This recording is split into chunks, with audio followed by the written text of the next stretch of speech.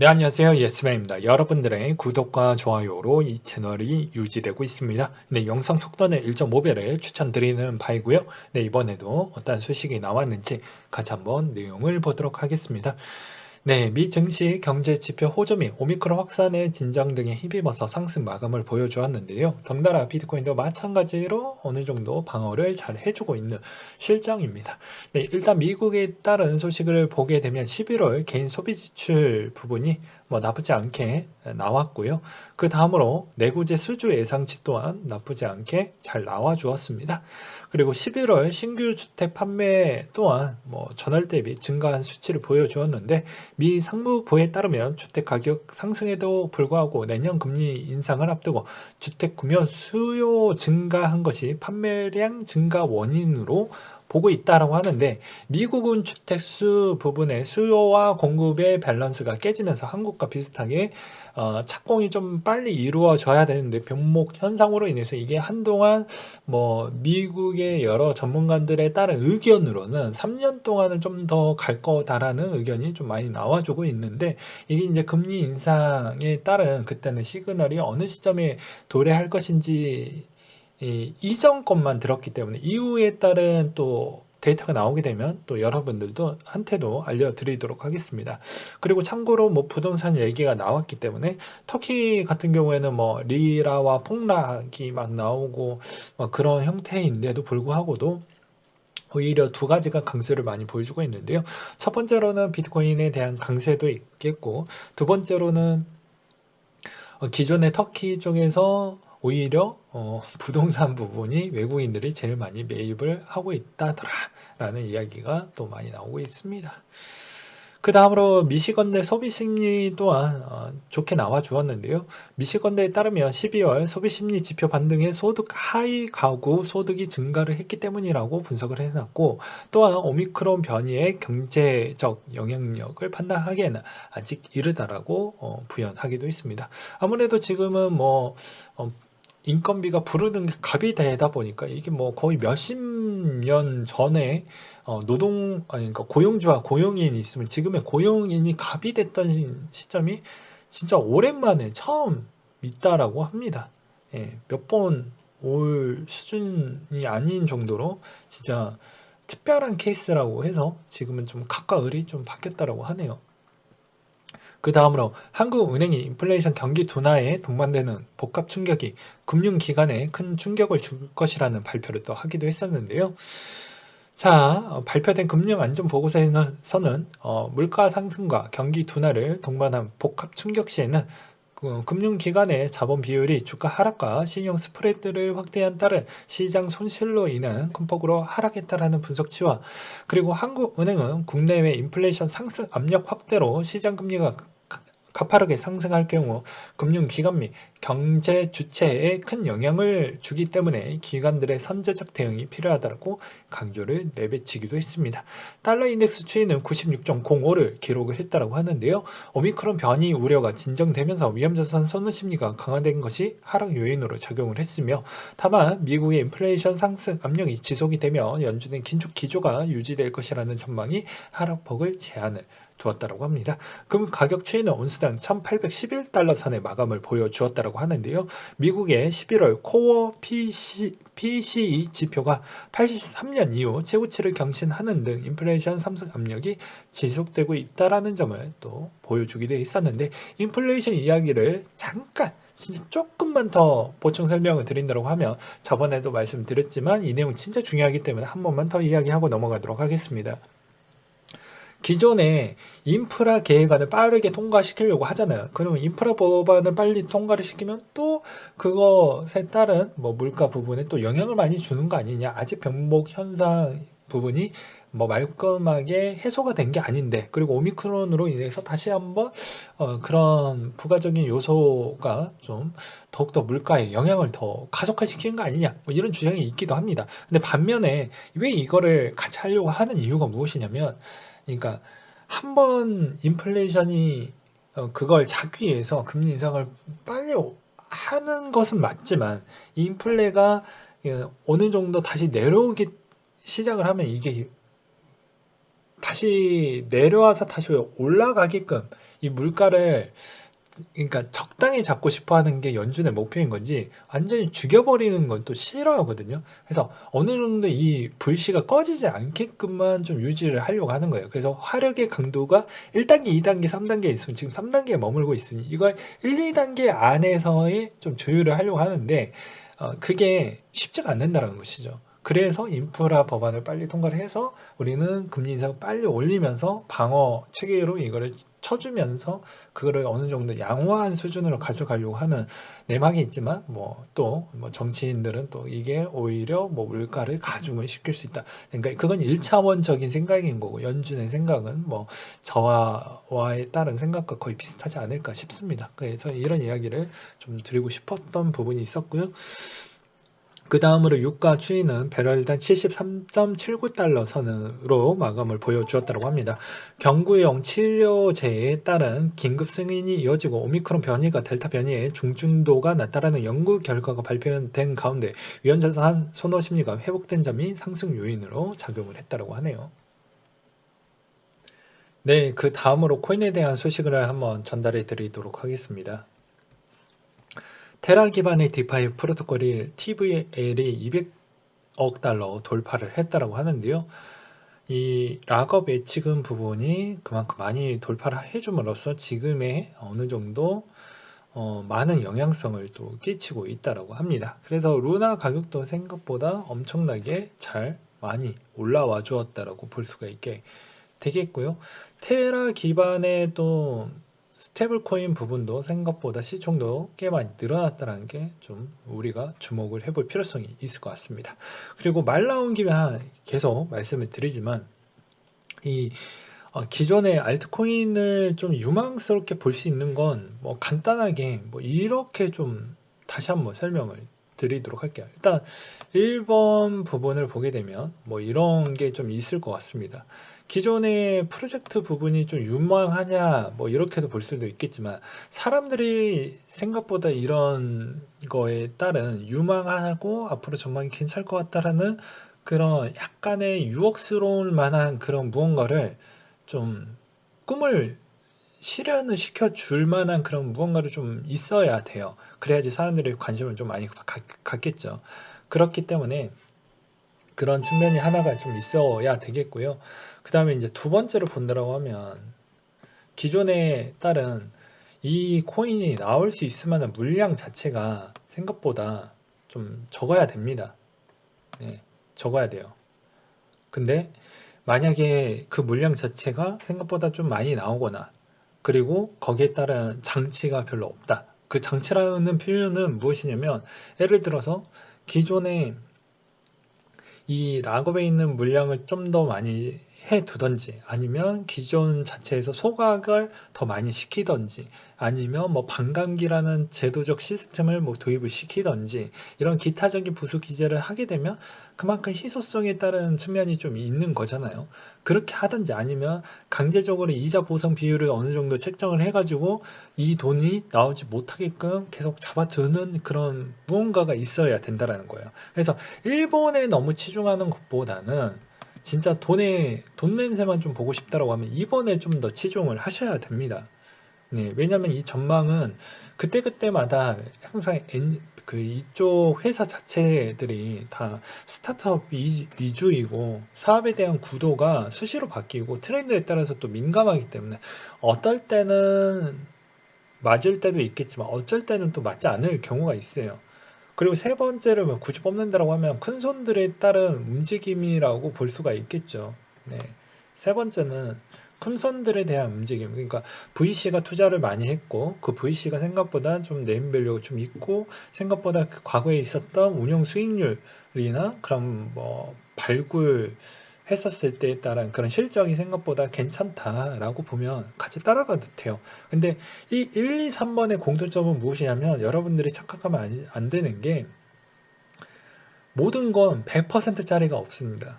그냥 가능성을 보고 투자를 하는 거지 여기서 100을 넣어서 100을 내놓는 그런 형태로 보면 뭐 예를 들어서 어떻게 보면 점을 믿던지 점쟁이에 가서 점을 좀 해서 어떤 코인이 먼저 갈 것 같습니까? 1번부터 10번 중에 아무거나 한번 뽑아 주십시오.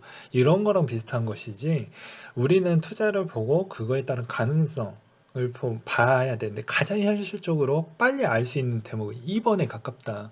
그래서 2번에 좀 집중을 좀 하시면서 이 코인이 잘 안 나올 수 있는 부분이 어떤 게 좀 잘 갖춰져 있는지, 그러면 이 코인이 좀 물량이 줄어드는지 아니면 늘어나는지, 누가 더 많이 파는지, 아니면 또 어느 정도 소각을 시키든지, 이런 거에 좀 집중을 좀 해보자라는 것이죠. 그래서 디파이 시스템 자체에서도 뭐 어떻게 보면 계속 순환고리 형태로 되어져 있습니다. 예, 나오지 않게끔. 그래서 이거를 나오게끔 해도 상당량 시간이 많이 나오게끔 그렇게 설계치를 해놓은 거죠. 그래서 과거 대비만, 2018년도 대비보다는 충격은 좀 덜 할 겁니다.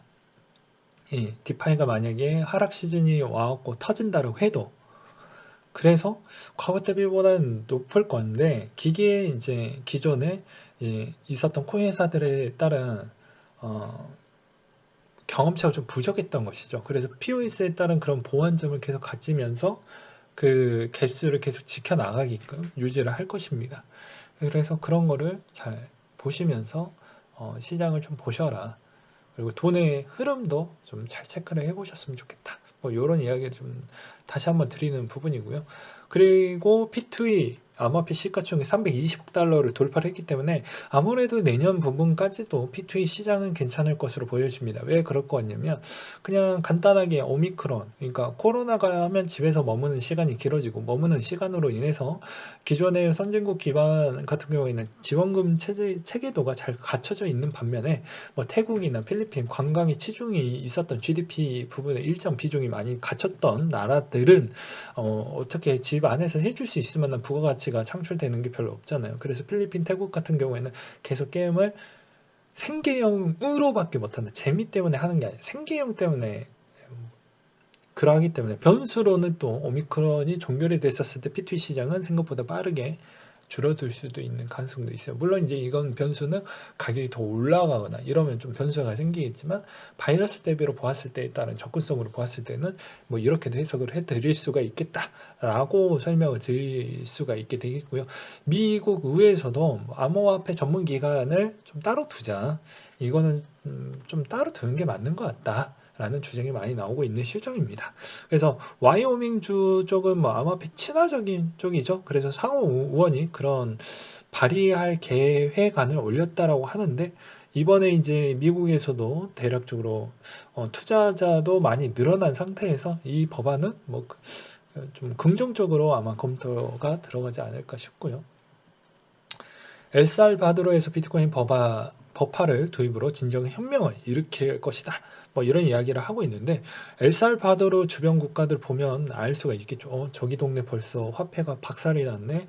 저희 국가에서는 외국인이 돈이 미국에 금리 인상한다라고 해가지고 돈 빠져가 나가는 속도가 장난이 아니네. 그러니까 엘살바도르는 그러면 우리는 어떻게 해야 될까? 미국의 달러를 멈춰 놓고 이 안에서 돌 수 있게끔 해줄 수 있을 만한 시스템은 없지. 부재하니까 그냥 비트코인이라도 일단 여기다가 짱 받게끔 해놓으면 그래도 머무는 돈이 조금이라도 더 있겠지. 이런 생각을 구상을 좀 했다라고 보시는 게 바람직할 것 같습니다. 그 다음으로 뭐 도지코인 재단으로 로드맵을 발표를 했다고 하는데요. POS 기능으로 도입을 좀 제안을 해보자. 아무래도 이제 확장성 부분에 따른 뭐 논란의 여지 때문에 전 그렇다라고 볼 수가 있을 것 같습니다. 여기서 뭐 구구절절하게 막 1번부터 5번까지 뭐 써놨지만 결과론적으로는 도지를 좀 더 성장시킬 거라고 하면 어쩔 수 없는 형태라고 저는 생각이 들고요. 한국은행이 내년 기준금리 추가 인상을 재차 시사를 했기 때문에 신용대출을 받았던 사람들은 대부분 코인의 이제 신용대출 대체잔고 편은 주식은 나오지만 코인은 그게 따로 안 나오니까 그게 좀 문제점이 있는 것 같아요. 그래서 이걸 또 누가 자료화시키고 뽑아내고 그래야 되는데 쉽지가 않겠죠. 예, 다 모든 건 사람이 무언가를 좀 해보려고 하면 모든 게 다 뭐 인건비가 좀 들어가 줘야 된다는 거, 다 노가다가 좀 들어가 줘야 된다는 거, 거저없이 이런 거를 뭐 누가 만들어 달라 뭐 이렇게 할 수는 없겠죠. 물론 그런 거를 제가 할 수 있는 시간적 여력이 안 되기 때문에 그것도 여러분들한테 좀 죄송하다라는 생각이 또 들기도 하고요. 일단은 한국의 주식시장에 그 잔고 추이를 보게 되면 대략 한 30조 규모라고 하는데 그 비중이 꽤 많이 줄어들게 되면 상대적으로 좀 더 체력도 약한 코인 시장 자체가 조금은 영향이 더 커지지 않을까 싶습니다. 또한 이제 금리 인상이 나왔을 때에 따른 여러 가지 또 부분은 기존의 테더가 주었던 그런 금리 요소와 나머지 스테이블 코인이 주었던 이자 보상 비율 자체가 생각보다 차이가 별로 나지 않으면 여기에 굳이 묶어둘 필요가 없겠죠. 그래서 그런 관점도 좀 필요할 것 같습니다. 그리고 요새 스테이블 코인에 따른 좋은 소리가 나오지 않기 때문에 어느 정도 외국인 입장에서는 또는 투자자 입장에서는 약간은 좀 고민거리가 있지 않을까라는 생각도 또 들기도 했었고요. 비자의 8천만 3점에서 암호화폐 결제 가능하다. 60개 크립토 플랫폼을 하고 제휴를 맺는다라는 얘기가 나오게 되었습니다. 파트너에서는 코인베이스, 바이낸스, FTX 등 블록파이, 크립토닷컴 등이 포함이 되어져 있다고 합니다. 그만큼 비자도 지금의 시대적 트렌드 부분을 못 따라가면 박살이 나기 때문에 어쩔 수 없이 전략적인 제휴라고 볼 수가 있게 되겠고요. 업비트 빗썸 29개 가상자산 사업자 살아남았다. 라고 되어져 있습니다. 일단 13개 지갑 서비스 및 보관업자 심사를 신청을 했고 이 가운데 24개 거래업자, 5개 보관업자 그래서 총 29개 사가 통과가 되었다고 합니다. 여 중에 5개 사가 유보가 됐고 8개 사는 신고를 철회를 당했다고 합니다. 그리고 자금 세탁 방지 시스템 미흡 사유로 인한 심사에 통과하지 못했고 유보된 5개 사업자는 1개월간 유예 기간을 부여받게 되며 재심사를 통과하지 못할 경우에는 사업자로 신고 수리받기 어렵게 된다.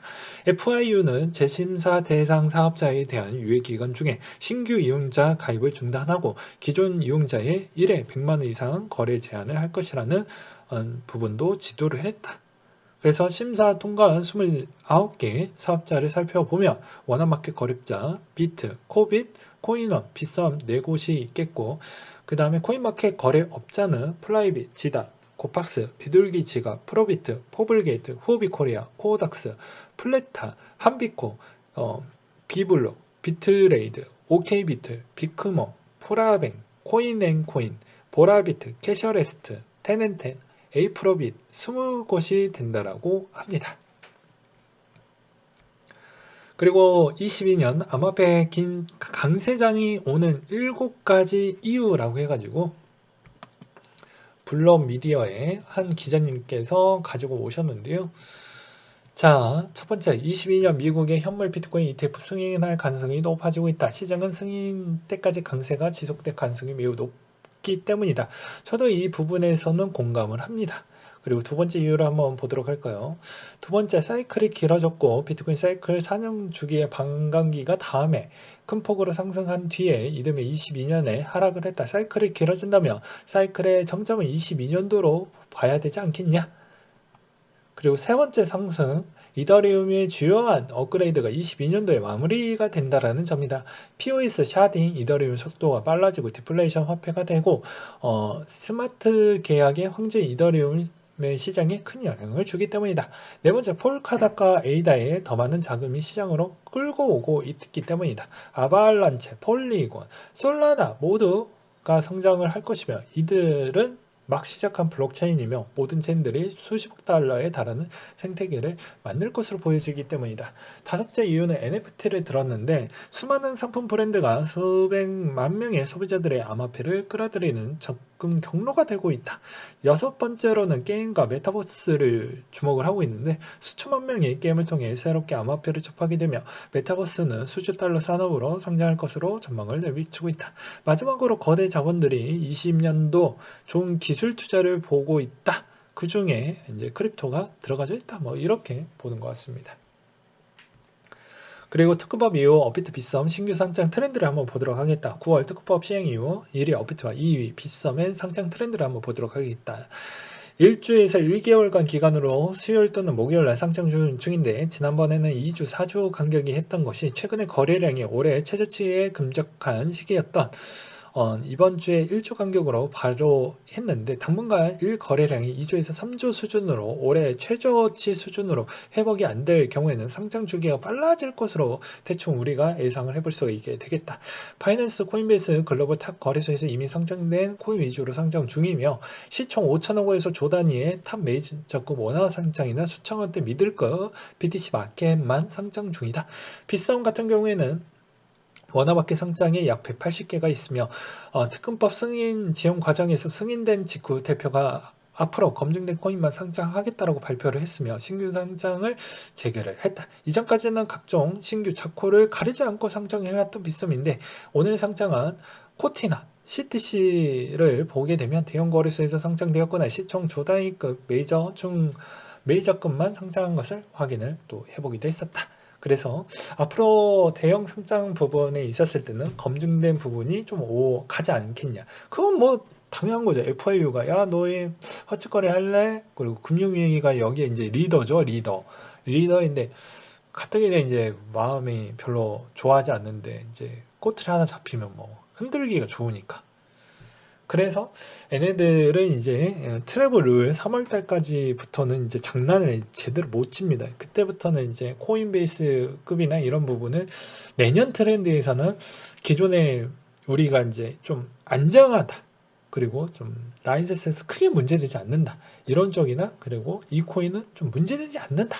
이런 거 위주로 만약 상장이 좀 덜 되어져 있던 거는 그런 것도 좀 미리 좀 필터링 해놓고 좀 모니터링 해놓는 것도 나쁘진 않겠죠. 그런 이야기를 좀 드리고 싶었고요. 그 다음으로 캐셔레스트가 신고 수리가 완료가 됐다라는 내용이 있는데 반면에 포켓빗, 코인빗 서비스는 전면 중단이 됐다라고 합니다. 근데 제가 봐도 이 두 개의 거래소는 웬만하면 안 하시는 게 낫지 않을까 싶습니다. 왜 그러냐면 일단 첫 번째로는 이제 본인들이 펌핑 시킬 수 있을 만한 코인을 만약에 했었을 때 과연 기존의 금융위원회가 가만히 둘 것이냐, FIU가 가만히 둘 것이냐, 그리고 기존의 KYC AML로 인해서 자금에 이제 가는 흐름의 경로가 있을 텐데 그걸 기존의 금융위원회가 눈 감아 줄 것이냐, 니네들이 장난을 많이 칠 것인데, 그리고 ISMS 유지관리 비용이 상당히 많이 들어가고 갱신을 시키려는데도 비용이 꽤 많이 들어가는 고정비를 어떻게 충당을 할 것이냐, 기존의 막강한 4대 거래소에 따른 특별한 그런 좀 이 거래소에서 특화된 무조건 이 거래소만 쓸 수밖에 없는 그런 환경을 만들어내야 되는데 그걸 어떻게 창의적으로 잘 만들어서 운영을 할 것이냐. 근데 제약 조건이 이번에는 좀 다르죠. 예, 규제가 많이 들어왔기 때문에 그런 특이한 제약 조건을 과연 보수적인 금융위원회를 잘 설득을 시켜서 그렇게 운영을 할 수 있을지. 그래서 운영 계획을 보았을 때 장기적으로는 좀 어렵지 않겠냐. 그래서 저는 웬만하면은 좀 어려울 것으로 보여집니다. 그래서 그런 이야기를 좀 드리고 싶었고요. 그 다음으로 마이크 노버그라츠가 비트코인 변동성 계속 내려갈 것이다 라고 했는데 보게 되면 그 이유는 기관들이 이제 많이 들어왔기 때문에 앞으로 그럴 부분은 좀 적어질 것 같다 라고 이야기를 덧붙이기도 했습니다. 그리고 노버그라츠가 또 비자 덕분에 올해 발생한 비트코인의 채택 주기에 따른 언급도 좀 많이 되었고 주요 유명인들이 가끔씩 언급을 좀 많이 해주었기 때문에 그런 측면도 좀 없지 않아 있었다. 그리고 벤처 캐피탈 부분에 따른 수익성도 어느 정도 잘 나와주었기 때문에 그런 부분도 좀 같이 봐야 되지 않겠냐. 이렇게 이야기가 나와주고 있습니다. 그리고 뭐 이런 이야기도 많이 나오고 있습니다. 뭐 산타 랠리로 인해서 앞으로 비트코인도 같은 산타 랠리를 받고 있는 거 아니냐? 뭐 이런 이야기도 많이 나오고 있는 실정입니다. 근데 시장의 흐름을 보게 되면 저는 아직도 더 올해는 그냥 조용하게 있는 게 낫지 않을까 싶습니다. 어차피 거의 다 올해 시즌 거의 다 끝났기 때문에 정말로 시장이 괜찮을 거라고 하면 진짜 얼마 남지 않을 때 이 시장 자체에서 빨리 올릴 거라고 하면은 못해도 이 전고를 뚫고 빨리 올릴 거라고 하면 비트 자체가 3월 이전에 더 올려야 되는데 그렇게 빨리 올릴 수 있을 만한 힘이 있을 것인지는 아마 1월 정도 사이에 거의 나오지 않을까 싶은데요.